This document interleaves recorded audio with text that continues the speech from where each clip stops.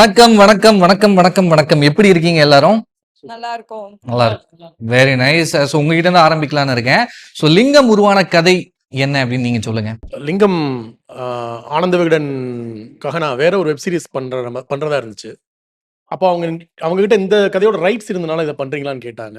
So அப்படி ஆரம்பிச்சது தான். அதுக்கப்புறம் ஒரு லாங் ப்ராசஸ் இப்போ ரிலீஸ் ஆக போகுது. Okay, very nice. ரொம்ப நாளாச்சு ப்ரோ உங்களை பார்த்து. ரொம்ப வருடங்கள். எனக்கு தெரிஞ்சு கடைசி படம் 2010 வந்துச்சுன்னு நினைக்கிறேன். அதுவும் தெலுங்கு படம் போலீஸ் படம் வந்துச்சு. அது அமரகாவியம் பண்ணது. அமரகாவியம் பட் ரிலீஸ் ஆன ஆர்டர்ல பார்க்கும்போது அந்த படம் தான் ரிலீஸ் ஆயிடுச்சுன்னு நினைக்கிறேன். ஸோ இவ்வளோ பெரிய கேப்புக்கு அப்புறமா இந்த வெப் சீரிஸ்ல நடிச்சிருந்தீங்க. ஃபர்ஸ்ட் இந்த கேப் ஏன், அதை பத்தி சொல்லுங்களேன். ஒன்றும் பிளான் பண்ணிலாம் கேப் எடுக்கல ப்ரோ. பெருசாக எதுவும் ஆப்பர்ச்சுனிட்டிஸ் வரல. அண்ட் நடுவில் அமீர் சாரோட ஒரு ஃபிலிம் பண்ணியிருந்தேன், அது ஸ்டாப் ஆயிருந்துச்சு. Then I was looking for doing some good projects. அப்போ அந்த டைமில் இது வந்துச்சு. It's very interesting story. So Kathir, Divya எல்லாரும் கூடயும் சேர்ந்து ஒர்க் பண்ணதில் ரொம்ப சந்தோஷம். ஓகே. அதே சமயத்துல இந்த கதையை சார் உங்ககிட்ட சொல்லும்போது உங்க கேரக்டர்ல இம்ப்ரெஸ் ஆன விஷயம் என்ன, அதை பத்தி சொல்லுங்களேன். இல்லை, எனக்கு கதையாவே ரொம்ப பிடிச்சிருந்தது. See when you select a project, வெறும் நம்ம கேரக்டர்னு பார்த்து we don't choose the project. So அந்த என்டையரிட்டி பார்த்தா it's like a huge canvas. So அதில் ஒரு பார்ட் ப்ளே பண்ணுறதுக்கு I was really excited. Okay, very nice. And அன்னைக்கு எங்க பார்த்தாலும் நீங்க தானே இருக்கீங்க. தூண்லயும் நீங்க தான், துரும்புலயும் நீங்க தான் அப்படின்ற மாதிரி பரிமளா அண்ட் கோ பட ப்ரொமோஷன்லயும் நீங்க தான் இருக்கீங்க, வாரண்ட்லயும் நீங்க தான் இருக்கீங்க. இதுல யதார்த்தமா ட்ரைலர் அதை எதிர்பார்க்கறேன், பிரசாந்த் பாண்டியராஜ் ஷோ அப்படின்ற மாதிரி இருந்துச்சு. ஸோ ஃபர்ஸ்ட் இந்த பிரசாந்த் பாண்டியராஜ் ஷோ, அதுக்கு மீனிங் என்னன்னு சொல்லுங்களேன். வெப் சீரிஸ் நீங்க உங்களுக்கு தனுஷ் சார் எப்படின்னு தெரியும். எப்படின்னா எல்லாத்துலயுமே இருப்பார். அவரு நடிப்பாரு, பாடுவாரு, என்னைய அடிக்கணும் உங்களுக்கு, அதானே? இல்ல உண்மையாலுமே சொல்றேன். நான் ஒரு நாள் செட்ல வந்து ஒரு இங்க ஷோ ரன் பண்ணிட்டு இருக்காரு. அப்போ அவரோட படம் அங்க நடந்துட்டு இருக்கு. இங்க இருந்து ஒரு கரெக்ஷன் சொல்லி ஒரு சீனை டைரக்ட் பண்ணாரு. அதாவது நான் ஒரு படம் ஆரம்பிச்சேன், அதுக்கப்புறம் இவங்க ஸ்கெடியூல் போட்டு அந்த ஷூட்டிங்க்கு வந்தே ஆகணும். இது வந்து ஒரு ஒரு ஆதி காலத்தில் ஆரம்பித்த ப்ராஜெக்ட் ப்ரோ இது. ஓகே, ஓப்பனாகவே அடிக்கிறாரு.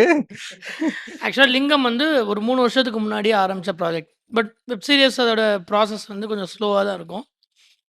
கார்ப்பரேட்ஸுங்கிறப்போ எல்லாமே.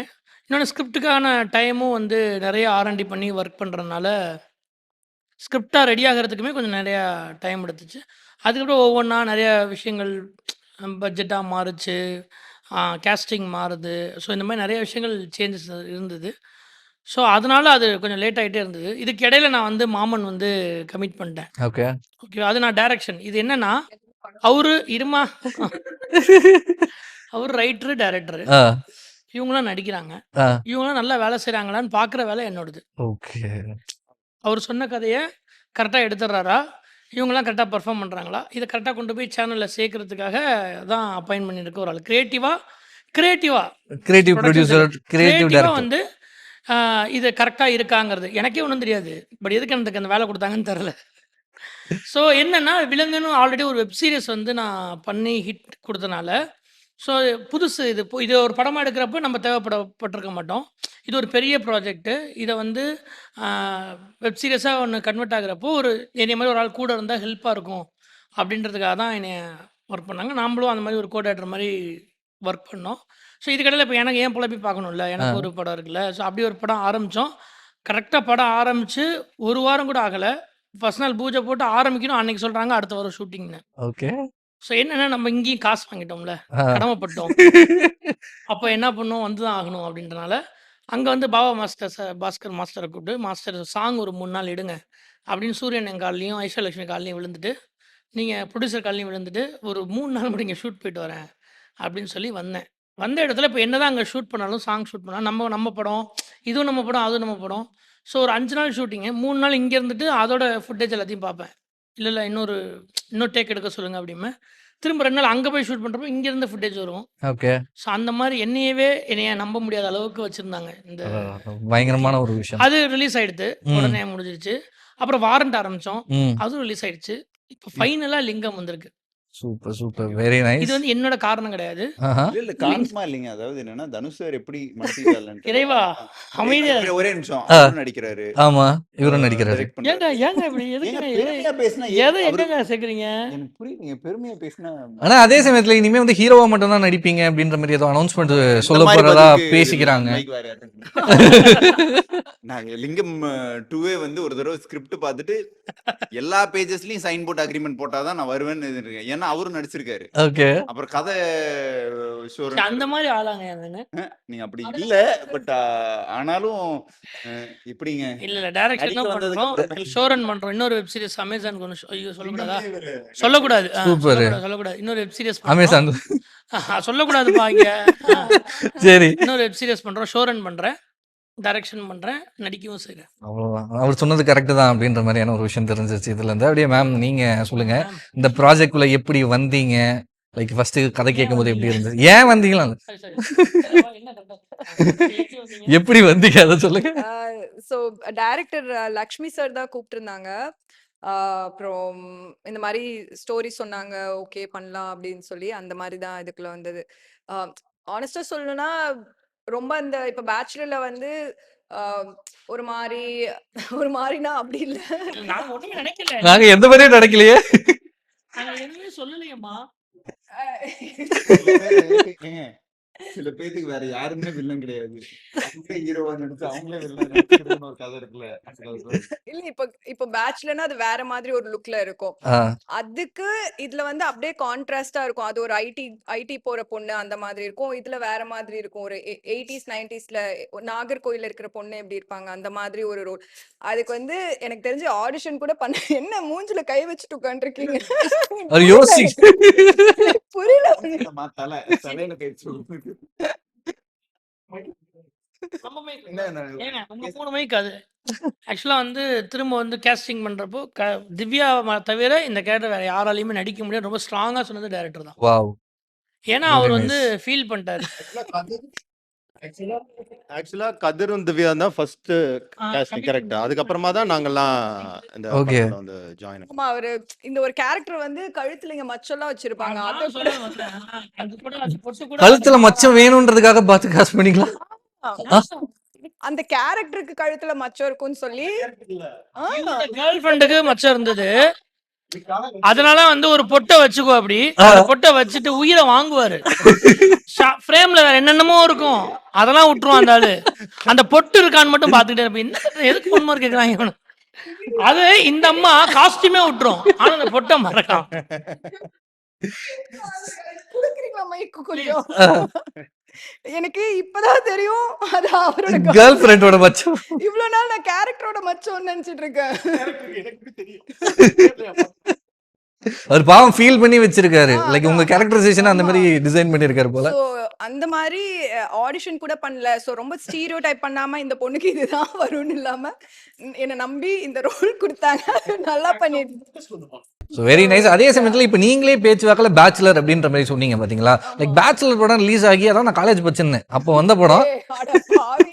பட் இருந்தாலும் நாங்களாம் வெறிக்குண்டு தியேட்டரில் போயிட்டு பார்த்து லைக் ரொம்ப என்ஜாய் பண்ண ஒரு படம் அப்படின்னாலும் இப்போ வரைக்கும் அந்த ஒரு படம் உங்களை ஃபாலோ பண்ணதில்லை. How to you feel this? அது ஒரு ஒரு பேர்டனாவும் தான் இருக்கு. ஏன்னா இப்போ என்ன பண்ணாலும் ஓ அந்த மாதிரி வரல அந்த மாதிரி வரல. இப்ப கதிர்க்கு எப்படி பரேரும் பெருமாள் மாதிரி சொல்றேன். பக்கத்துல காலையில இழுத்துட்டு இருக்கு. சோ அந்த மாதிரி வெரி குட் ஏதோ பரியாரி பெருமை. சோ அந்த எப்பயுமே நம்ம ஒரு ஒரு நல்ல ஒரு ரீச் ஆயிட்டோம். ஹிட்னு சொன்னா உடனே அதுக்கு எல்லாரும் வருவாங்க. ஒரு கேரக்டர்ல ரீச் ஆயிட்டோம்னா அதை பிரேக் பண்றதுக்கு கொஞ்சம் கஷ்டமா தான் இருக்கு. நான் நினைக்கிறேன் லிங்கம் அது தரும்னு சொல்லி. So, அவர் வேற பார்த்து பார்த்து கேரக்டர் டிசைன் பண்ணியிருக்காரு. ஸோ அதனால வாய்ப்புகள் இருக்கு அப்படின்றது. so ஆடியன்ஸ் பார்த்து என்ன சொல்றாங்களோ அதுதான். Very nice. நீங்க சொல்லுங்க ப்ரோ, எப்படி இந்த ப்ராஜெக்ட் குள்ள வந்தீங்க அப்படின்ற ஒரு விஷயத்த ஃபர்ஸ்ட். நீங்க தான் ஃபர்ஸ்ட் வந்தீங்க அப்படின்ற மாதிரி வேற சொல்லியிருந்தாப்ல. ஸோ கதையை கேட்கும்போது எப்படி இருந்துச்சு ஆரம்பத்துல? இல்ல ஆக்சுவலா இந்த இந்த சீரீஸ்ல ஃபர்ஸ்ட் ரொம்ப இம்ப்ரெசிவா இருந்தது. எல்லாரும் சொல்ற மாதிரி கேங்ஸ்டர் ஸ்டோரி இது மாதிரி நிறைய சீன்ஸ் வந்து ரொம்ப இன்ட்ரெஸ்டிங்கா ஓகே. இருக்கும். நான் ஆக்சுவலா எனக்கு ஒன் ஆஃப் த ரொம்ப பிடிச்ச ஒரு சீன் இருந்தது. அது இந்த சீசன்ல இல்ல, ஷூட் பண்ணல. அதை எடுத்து அடுத்த சீசனோட இதுக்கு வச்சிருக்காங்க. நடந்தால் ஓகே. நண்பா. கேட்ட மாதிரி இருக்கு. நிச்சயம். சரி, ஓகே. ஸோ எனக்கு கேட்டோன்னே ரொம்ப பிடிச்சிருந்தது. அண்ட் ஜென்ரலாவே எனக்கு வந்து ஒரு ஒரு இமேஜா இருக்கு. பாவமான, ரொம்ப சோகமான, அடி வாங்கி வாங்கி எவ்வளோ வாங்குறதுன்னே தெரியாத மாரி ஒரு கேரக்டர்ஸ் நெறையா பண்ணி இதுவா இருந்ததுனால, I also wanted to break stereotype. Stereotype of this thing. அப்புறம் நீங்க ஏதோ ஏதோ ஒரு விஷயம் நீங்க பண்ணி ப்ரூவ் பண்ணதுக்கு அப்புறமேல் தான் ஈவன் இந்த டைரக்டர்ஸ், ப்ரொடியூசர்ஸும் அத நம்பி குடுக்குறதுக்கு உண்டான ஸ்பேஸா இருக்கும். நான் ஆக்சுவலா வேற ஒரு படம் அதே டைம் லைன்ல அட்வான்ஸ் வாங்கி பண்ண வேண்டியத மறுபடியும் ஐ ரிட்டர்ன்ட் அண்ட் டிட் திஸ். ஏன்னா எனக்கு இது படமா பண்ணியிருந்தா இன்னும் படமா பண்ணியிருக்கணும்னு எனக்கு ரொம்ப பர்சனலான ஆசை. பட் ஆனா I wanted to do this அப்படிங்கிற ஸ்பேஸ்ல தான் இருக்கு. அதே சமயத்துல Kathir loves to do web series அப்படின்ற மாதிரியான ஒரு விஷயம் வந்து மீமா கூட பார்த்திருந்தேன். வெப் சீரிஸ் வந்து நிறைய அவர் புடிச்சு பண்றாரு போல அப்படின்ற மாதிரிலாம் சொல்லிட்டு அப்படி இருக்காங்க. இல்லைங்க. ஒன் சுழல் பண்றேன், லிங்கம் பண்றேன். லிங்கம படமா சேஞ்ச் பண்றதுக்கு நான் அவர்கிட்ட ஃபர்ஸ்ட் நாள்ல இருந்து கேட்டேன். எப்படியாச்சும் அதை வந்து படமா இது பண்ண you will have to choose between two. என்னன்னா இது படமா இருந்தால் தான் நான் வந்து லிங்கம் பண்ணுவேன். இல்லை இந்த இந்த கேரக்டரும் இந்த கதையும் இந்த அமைப்பும் எனக்கு ரொம்ப பிடிச்சிருக்கு. அதனால I wanted to show a different side of me அப்படிங்கிறதுக்காக இந்த இது பண்ணணும் அப்படிங்கிறது தான் எனக்கு இருந்த ரெண்டு option. So I chose this side. அவ்வளோதான். ஓகே. இப்போ இன்டென்ஷனலா லிங்கம் வெப் சீரிஸ் தான் பண்ணணும் அப்படிலாம் எதுவுமே கிடையாது. லிங்கம் படமா வந்தா பண்ணியிருக்க மாட்டேனான்னு கேட்டிங்கன்னா எனக்கு இது படமா பண்ணணும்னு ஆசை. Very nice. அப்படியே அவங்க கிட்ட கொடுத்தாங்க. சோஷியல் மீடியாவோட நாயகி அப்படின்ற மாதிரி உங்களை தான் சொல்றாங்க. ஏன் இப்படி பண்றீங்க? அப்படிதான் சொல்றாங்க. ஏன்னா அவர் எப்படியோ தூண்ல துரும்புல இருப்பாரோ அதே மாதிரி பாத்தீங்களா? ஆமா. நீங்க கலாய் வாங்குறீங்க பாருங்க. உண்மைதான். நானும் ஆர்மி தான். ஒன் ஆஃப் த மெம்பர் தான் ஆர்மியில. ஸோ சொல்லுங்க. லைக் நீங்களும் இப்பதான் பரிமளா அண்ட் கோ வந்துச்சு. அந்த மாதிரி பயங்கரமா back to back release. So அந்த ரெஸ்பான்ஸ் எப்படி இருந்துச்சு அதை பத்தி ஃபர்ஸ்ட் சொல்லுங்க.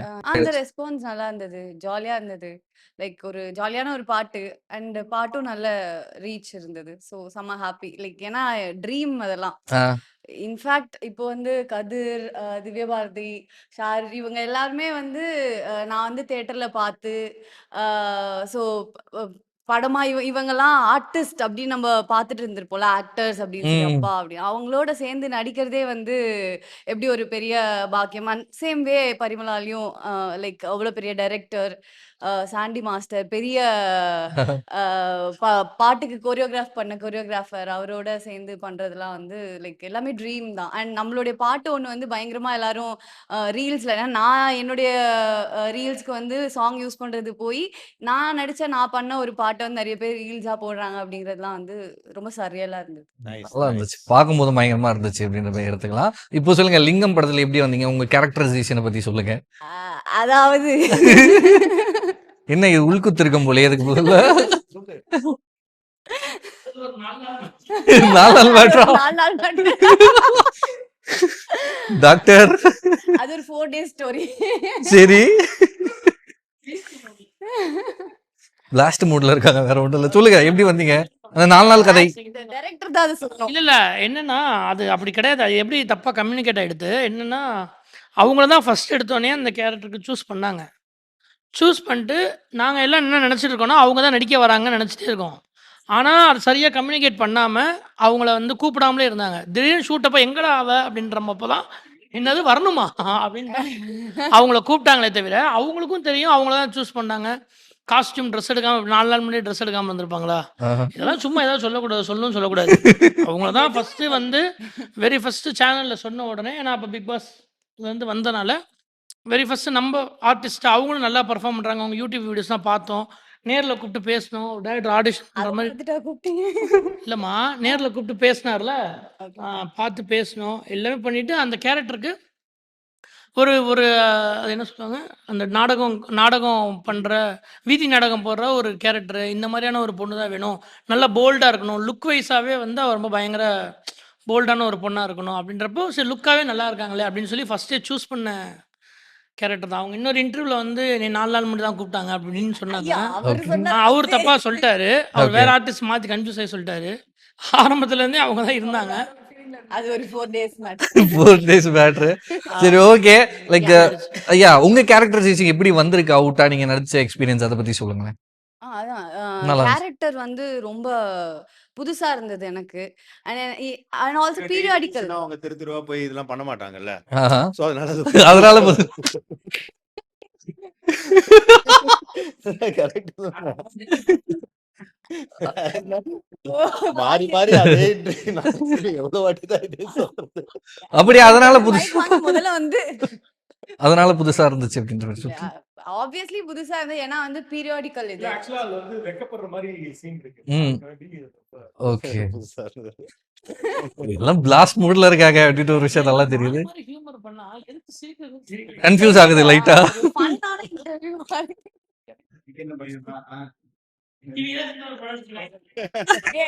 இது எப்படி இருக்கும்? Okay, very nice. நல்லா வந்திருக்கு அப்படின்ற மாதிரி எடுத்துக்கலாம். அப்படின்றப்போ அதே சமயத்தில் ட்ரைலர் பார்த்துருந்தேன். லைக் போலீஸாக ஆக வேண்டிய ஒரு நபர் வந்து கேங்ஸ்டராக மாறிடுறாரு அப்படின்ற ஒரு விஷயம். அதே சமயத்தில் இங்கே டேரக்டர்ஸ், ஆக்டர்ஸ் எல்லாம் இருக்கீங்க. நீங்கள் ஸ்டார்டிங்கில் என்ன ஆகணும்னு நினச்சிங்க? இப்போ வந்து ஒரு பொசிஷனில் இருக்கீங்க. ஸ்டார்டிங்கில் நீங்கள் நினச்ச விஷயம் என்ன? லைக் வென் யுவர் சைல்ட்ஹுட்டு இல்லை யங் ஏஜில்? அதான் சின்ன வயசுல இருந்து இப்படி ஆகணும் அப்படி ஆகணும்னு பெருசா எதுவும் எய்ம்லாம் இல்லை. I just went with the flow. And ஒரு பாயிண்ட்க்கு அப்புறம் காலேஜ் டைம்ல நான் இன்ஜினியரிங் படித்தேன். ஸோ காலேஜ் டைம்ல நான் நினைச்ச ஒரு ஐடி கம்பெனில போய் ஐடிலேயே ஒரு பையனை பார்த்து கல்யாணம் பண்ணி அவருக்கு கார குழம்போ ஏதோ பண்ணி கொடுத்துட்டு ஜாலியா இருப்போம் அப்படின்னு நினைச்சேன். ஜாலியா வெளியே போயிட்டு லக்ஷ்மி சார் மாதிரி அடிக்கடி ட்ரிப்ஸ்லாம் போயிட்டு எங்க எங்க போனீங்க ஏதோ ஏதோ ஃபாரின் ட்ரிப்லாம் போய் அடிக்கடி அந்த மாதிரி ஜாலியா சுத்திட்டு இருக்கலாம் அப்படின்னு நினைச்சேன். பட் வந்து இப்போ வேலை கூட ஒன்றும் போயிருச்சு. கெட்டு போல, ஐடி பையன் பார்த்து கல்யாணம் பண்ணிக்கலாம் அப்படின்றது. இப்போ இல்ல இப்பதான் தெரியுது. இல்ல இல்ல கேட்டு வேற எதுவும் இல்ல. சரி, ஓகே. அது மாதிரி நினைச்சீங்க அப்படின்ற மாதிரி மெயினா எடுத்துக்கலாம். வந்து ஆ. ஜஸ்ட் ஒரு சாரி ஜஸ்ட் இல்ல சொல்லக்கூடாது. ஓகே, மெயினா வந்து ஐடில இருக்க போறேன். அப்படியே அங்க இருந்து ஃபாரின் போய் செட்டில் ஆயிடலாம் அப்படின்னு தான். வெள்ளக்காரனை கல்யாணம் பண்ணி கிரீன் கார்டு வாங்கிடலாம். காலேஜ்ல இப்போ காலேஜ் படிக்கும்போது என் அப்பா அடிக்கடி சொல்லுவார், என்னோட எய்மே வந்து ஆஸ்திரேலியா போயிட்டு அங்க வந்து ஒரு அரட்ரோஸை போட்டு ஆஸ்திரேலியா ஸ்ட்ரீட்ல சுத்தணும் அப்படி. ஸோ நான் என்ன பண்ணேன், இந்த ஆன்சைட்லாம் அனுப்புவாங்கல்ல, ஆ. ஸோ அந்த மாதிரி ஆன்சைட் போயிட்டு ஜாலியா ஃபேமிலியோட போய் அங்க செட்டில் ஆயிடலாம் அந்த மாதிரிலாம் யோசிச்சுட்டு இருந்தேன். பட் எதுவுமே நடக்கல. வேலை போயிருச்சு பை த வே. ஓகே. அதுக்கப்புறமா என்ன பண்றது தெரியாம அப்படியே யூடியூப் வந்து அதுக்கப்புறம் ஆக்ட் பண்றதெல்லாம் பிடிச்சி அதுக்கு அடுத்து அடுத்து அடுத்து அதுல என்ன அடுத்து என்ன அப்படி பார்த்து ஒரு ப்ரோக்ரஷன்ல இப்போ இங்க வந்து வெரி நைஸ். அப்படியே நீங்க என்ன அதே நான் 10th 12th பாஸ் பண்ணணும்னு நினைச்சானே. அப்புறம் அது எப்படியோ பாஸ் பண்ணி அப்புறம் இன்ஜினியரிங் முடிச்சு, சிவில் இன்ஜினியரிங் முடிச்சு, அப்புறம் எங்க படிச்சதுக்கு வேலை இருக்கு அப்படிங்கிற மாதிரி இங்க வந்துட்டோம். அவ்வளவுதான் அப்படின்ற மாதிரி எடுத்து. நான் என்னோடதெல்லாம் ரொம்ப நான் இது இல்ல வாழ்க்கையே ஜாலியான ப்ரோ. நான் இது வரைக்கும் என் வாழ்க்கையில வந்து சினிமாவுக்கு வரக்கு முன்னாடி ஒரு 10 படம் தான் எனக்கு தெரிஞ்சு பார்த்துருப்பேன். ஏன்னா நான் வந்து லைஃப் லாங் ஹாஸ்டல்லையே ஃபர்ஸ்ட் ஸ்டாண்டர்ட்ல இருந்து ம். ஹாஸ்டல்ல எல்லாம் வெளியே பெருசா போறதுக்கு ஒன்றும். அவங்க எப்போ படத்துக்கு கூட்டு போறாங்களோ அப்போ லீவு. அதனால அந்த ஹேபிட்டே இல்லை. ஸோ இட் இஸ் எங்க அப்பாவுக்கு சினிமா ரொம்ப இதுவா இருந்துச்சு. ஸோ நான் எப்படியோ ஒரு படம் பண்ணலாம் அப்படிங்கிற ஒரு தாட்ல தான் வந்தேன். ஓகே. மித்தபடி பட் இட் இஸ் இன்னைக்கு யோசிக்கிறப்போ நம்மள ஏதோ ஒரு கரெக்டான ஒரு பாத்துல கூட்டு போய் இட் இஸ் வெரி இன்ட்ரெஸ்டிங். நீங்க டெய்லியும் நியூ பீப்புள், நியூ திங்ஸ். அப்புறம் நம்ம வாழ்க்கையில டாக்டராவோ கேங்ஸ்டராவோ நம்ம யாருமே எதுவுமே யோசிச்சே பார்த்துருக்க மாட்டோம்ல. டெய்லியும் வேற ஒரு ஆளா வாழ்றதுங்கிறதும் it is interesting space. So நான் வந்து ஸ்கூல் படிச்சு முடிக்கிற வரைக்கும் கலெக்டர்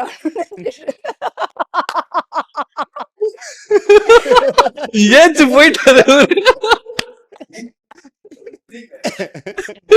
ஆசை தானே. நாட்டுக்கும் ஒரு அளவு இருக்கலாம். ஓகே. கலெக்டர் ஆகணும்னு நினைச்சீங்க. கலெக்டர் ஆகணும்னு இருந்தது. எங்க மம்மிக்கு வந்து நான் ஒரு நர்ஸ் ஆகணும், நர்ஸ் இல்ல நன் ஆகணும்னு எங்க மம்மிக்கு வந்து ஆசை. நன்னா கல்யாணம் ஆகாம அப்படி. சாய்ஸ். இப்ப அவர் ஏச்சு போறாருன்னு நினைக்கிறேன். நல்லா இருக்கே. அடுத்தது நம்ம அப்புறம் அது ஸ்கூல் முடிஞ்சிச்சு. காலேஜ் வந்தேன்.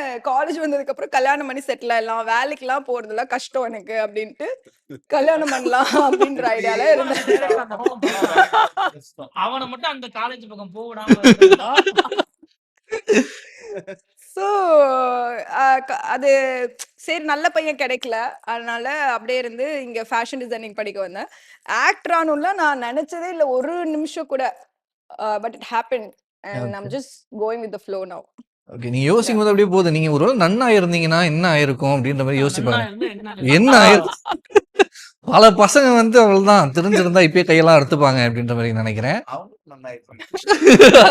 அவங்க ஃபாதர் ஆயிட்டு இருப்பாங்க. ஆமா. ஓகே ப்ரோ நீங்க சொல்லுங்க. நான் ஒரு பிகாம் படிக்க முயற்சி பண்ணேன் ப்ரோ.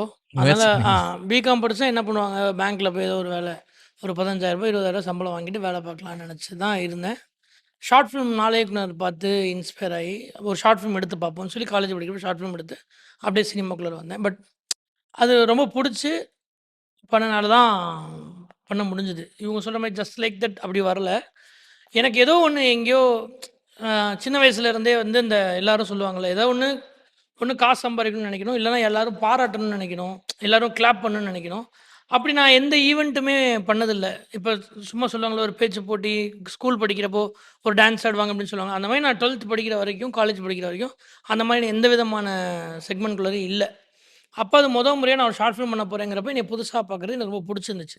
எல்லாரும் ஒன்று சொல்கிறப்ப நான் டைரக்டர் ஆக போகிறேன்னு சொல்கிறது வந்து எனக்கு பயங்கர இதுவாக இருந்துச்சு. ஸோ அது மேலே எனக்கு பயங்கரமான ஒரு பேஷன் வந்தது. ஸோ அதுதான் அதில் தான் இயக்குனராக மாற முடியும். Very nice. நான் வந்து நான் ஒரு 2வது 3வது படிக்கும்போது பைலட் ஆகணும்னு நினைச்சேன். அடடா. அப்புறம் ஒரு 4th 5th வரும்போது டாக்டர் ஆகலாம். அப்புறம் போக போக தெரிஞ்சிச்சு நம்மளுக்கு படிப்பே ஏறாது. அது அப்புறமா படிப்பே வரலன்னா ஒரே ஒரு இன்ஸ்டிடியூஷன் தான் இருக்குது. அதனால கிளம்பி அவ்வளவுதான். அவ்வளவுதான் ப்ரோ. அவ்வளவுதான். ஷார்ட் அண்ட் ஸ்வீட்டா முடிச்சு விட்டாரு பாருங்க. விளையாட்டா சொல்றாரு. பட் ஆனா அவர் இல்ல அது அவர் என்ன படிச்சாரு எனக்கு எப்படி தெரியும். பட் அவர் ரொம்ப ஜஸ்ட் லைக் தட் நான் சும்மா இங்கதான் நான் படிக்கல அதெல்லாம் வந்துட்டேன்னு சொல்றாரு. பட் இங்க வந்து அவருடைய ஒர்க்கா நான் பார்த்த வரைக்கும் அவருடைய சின்சியரிட்டி, அவர் எவ்வளோ எவ்வளோ லவ் பண்றாரு இந்த சினிமா. நீங்க கேட்டீங்களா ஒரு கேள்வி வந்து 10 வருஷமா அவங்கள ஆளே காணோமே அப்படின்னு. அது காரணம் அவர்கிட்ட வந்து யாரும் கதை சொல்லாம இல்லை, அவரால் படம் எடுக்க முடியாம இல்லை, நடிக்க முடியாம இல்லை. ஆனா அவர் ஒன்று வெயிட் பண்ணிட்டே இருக்காரு, இது எனக்கு சரியா இருக்கும், நான் சரியானதா பண்ணணும்னு சொல்லி. அந்த அந்த பேஷனாக இருக்குது எனக்கு ரொம்ப பயங்கரமா அவர்கிட்ட வந்து பிடிக்கும். ஓகே. நான் ஆக்சுவலாக ஸ்கூல் டீச்சர் ஆகணும்னு ஆசைப்பட்டேன். ஆ. ஆனா என்னன்னா நானும் ஸ்கூலே முடிக்கல. நல்ல வேலை. அதுக்கப்புறம் ஆ. ஒரு 35 34 வேலை பார்த்துட்டேன். அப்படியா? ஆமா, நிறைய 34 ஊர்ல வேலை. போய் வேலை பார்த்துருக்கிறேன். ஆ. ஸோ வேலை பார்த்துட்டு இருக்கப்போ ஒரு 20 21 வயசுல வந்து நம்ம பார்க்குற சினிமால, நம்ம படிக்கிற கதைகள்ல, புத்தகத்துல எங்கேயுமே வந்து இந்த லைஃப் வந்து சொல்லவே இல்லை. வேற வேற நான் குஜராத்ல, சண்டிகர்ல, லக்னோவில், நிறைய நிறைய ஊர்ல நிறைய நிறைய வேலை பார்த்துட்டேன். ஸோ இந்த லைஃப்பை வந்து யாருமே எழுதலை, இந்த லைஃப்பை யாருமே சினிமாவை சொல்லன்றப்போ நாம ஏன் சொல்லக்கூடாதுன்னு சொல்லிட்டு முதல் ரைட்டர் ஆனேன், இப்போ டைரக்டர் ஆகிட்டேன். Very nice very nice super. அப்படின்றப்போ ஸோ நிறைய பேசியிருந்தோம். அதே சமயத்தில் ஒரு சின்ன ஒரு செக்மெண்ட் வச்சிருக்கேன். லைக் வந்து நான் வந்து ஆல்ரெடி ஃபேமஸாக இருக்கக்கூடிய ஒரு டைலாகை சொல்கிறேன். அதை வந்து நீங்கள் வேற ஒரு வேர்ஷனில் சொல்லணும். அந்த ஒரிஜினல் டைலாக் வந்து ஜாலியாக சொல்லப்பட்ட டைலாக் அப்படின்னா ஒருத்தங்க வந்து சேடாக சொல்லணும், ஒருத்தங்க ஹாப்பியாக சொல்லணும், ஒருத்தங்க கொஞ்சம் அழுதுகிட்டு சொல்லணும், ஒருத்தங்க கொஞ்சம் ஃப்ளோட்டியாக சொல்லணும். அந்த மாதிரி ஒவ்வொருத்தங்க ஒரு டைலாக் சொல்லணும். ஓகே கேட்கவா? சொல்லவா? டக்குனு எது ஈஸியோ நான் அதை சொல்லிடுவேன். சொல்றது மட்டும் பிரசாந்த் சொல்லுவார். அவர் சொல்லுவாரா ஃப்ளோட்டியா? அவங்க கிட்ட தான் ஆரம்பிச்சிடலாமா? ஃப்ளர்ட்டியா நீங்க சொல்லுவீங்களா? சரி ஓகே. தம்பி தப்பு. தம்பி தப்பு பண்ற தம்பி. அப்படியே என்னது அது? என்ன emotion? என்ன மூட்ல இருந்தது? தம்பி நார்மல் மூட தவிர்த்து வேற ஏதாச்சும்? தம்பி ரொம்ப தப்பு. அவங்க சொல்றத வச்சு நீ கண்டுபிடிக்கணும். தம்பி தப்புடா வேணாம். ஈஸியானது ஆ. எடுத்துக்கிட்டீங்க. வேற டைலாக் ஒரே டைலாக் சேம் டைலாக். சரி வேற டைலாக் சொல்றீங்களா?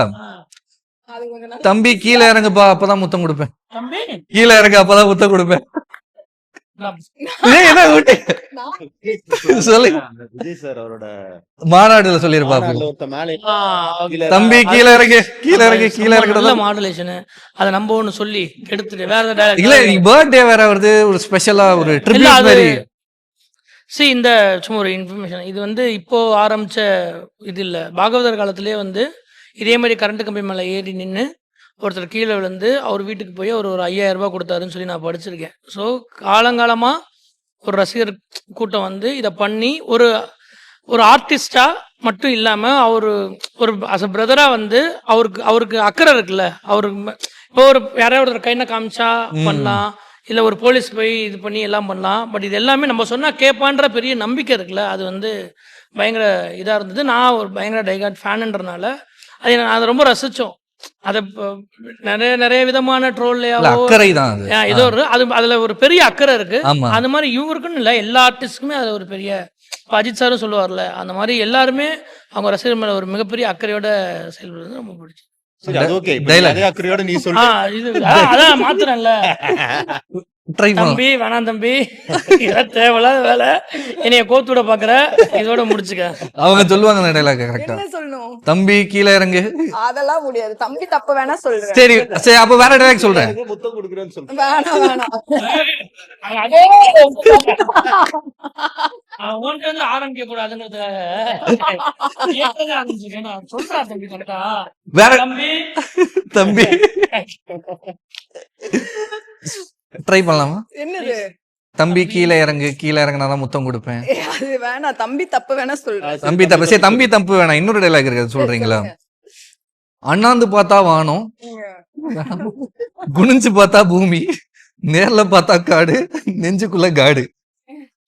அண்ணன் வானம், ஏங்க, பார்த்தா இதுக்கெல்லாம் ஒரு 3 days ஆகும். அண்ணாந்து பார்த்தா வானம், அது அந்த கீழே நல்ல வேற மாடுலேஷன்ல நல்லா பார்த்தா என்ன மாடுலேஷன்? எது உங்களுக்கு காதலா லவ்வா? தெரியும், நீ தான் சொல்லுவேன். லவ்வா அண்ணாந்து பார்த்தா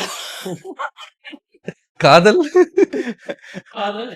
அண்ணாந்து என்னால பார்க்கவே முடியல, கொஞ்சம் கண்ணாடி ஏத்துறாங்க அப்படின்றாரு. சரி, தம்பி தப்பே சொல்லிடுவாங்க. தம்பி தப்பு ரொம்ப ஷார்ட்டா இருக்குது. இது அவங்க ட்ரை பண்ணுவாங்க, அப்படியே 3 பேரும் பேசுவாங்க. அது சரி, இப்ப என்ன சொல்லணும்? அண்ணாந்து பார்த்தா வானம், கீழே பார்த்தா பூமி, அது 2 போதும். நேரா பார்த்தா காடு, நெஞ்சுக்குள்ள காடு. அவ்வளவுதான்.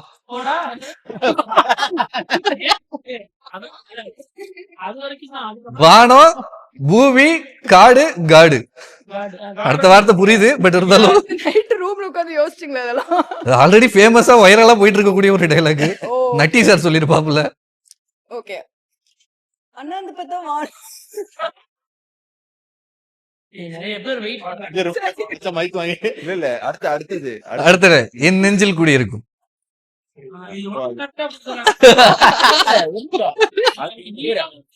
இல்ல என் நெஞ்சில் கூடி இருக்கும். அது வேற ஒரு மாடுலேஷன்ல நீங்க சொல்றீங்க. நல்லா இருக்கு, சொல்லுங்க. என்ன இங்கே போகுது. என் நெஞ்சில் குடியிருக்கும். விசில் சத்தமே வந்துருச்சு. மாசா இருக்குங்க. என் நெஞ்சில் குடியிருக்கும் சொல்றோம். அதே சமயம் உங்ககிட்ட இன்னொரு கேள்வி இருக்கு. கேள்வி ஒன்னும் இல்ல, இன்னைக்கு வந்து சிஎம் அவர்களோட பிறந்த நாள். நீங்க வேற ரொம்ப க்ளோஸ் அப்படின்ற மாதிரி எல்லாம் சொல்லிக்கிறாங்க. நீங்க ஏதாவது பார்ட்டி கிட்டி ஏதாச்சும் பார்க்க போறீங்களா? கிஃப்ட் வாங்கி வச்சிருக்கீங்க? அப்படியே க்ளோஸா இருந்தாலும் பார்ட்டி இனிய பிறந்த நாள் வாழ்த்துக்கள் சிஎம் அப்படின்னு சொல்லணும். சொல்லிட்டீங்களா ஏதுங்க அவர்கிட்ட ஆல்ரெடி? சொல்லிட்டுங்க. இப்போ மைக்ல சொல்லிருக்கேன். சரி, நீங்க அந்த டைலாக் கம்ப்ளீட் பண்ணலாம்னு நினைக்கிறேன். அண்ணாந்து பார்த்தா வானம், கீழே பார்த்தா பூமி, நேரா பார்த்தா காடு, நெஞ்சுக்குள்ள காடு. அவ்வளவுதான். காடு, நெஞ்சுக்குள்ள காடு. வானம், பூமி, பூமி, காடு, காடு. ஆ, ஓகே. நீங்க அதே மாடுலேஷன்லயே சொல்லுங்க. அண்ணாந்து பார்த்தா வானம். அது எனக்கு தெரியலையே. சரி, அப்போ ஒரு மாதிரி காதலா? காதலாவா? ஆமா. அண்ணாந்து பார்த்தா வானம், கீழே பார்த்தா பூமி, நேர்ல பார்த்தா காடு, நெஞ்சுக்குள்ள காடு. Very nice, very nice, very nice. Super. எல்லாருமே அருமையா பேசியிருந்தீங்க, பயங்கரமா பேசுனீங்க. இனிமே ஒரு செக்மெண்ட் வச்சிருக்கேன், பட் இருந்தாலும் வெளில நிறைய பேர் உட்கார்ந்துட்டு இருக்கிற ஒரே காரணத்துக்காக நானே முடிச்சிடுறேன். நன்றி, நன்றி, நன்றி, வணக்கம். Thank you so much.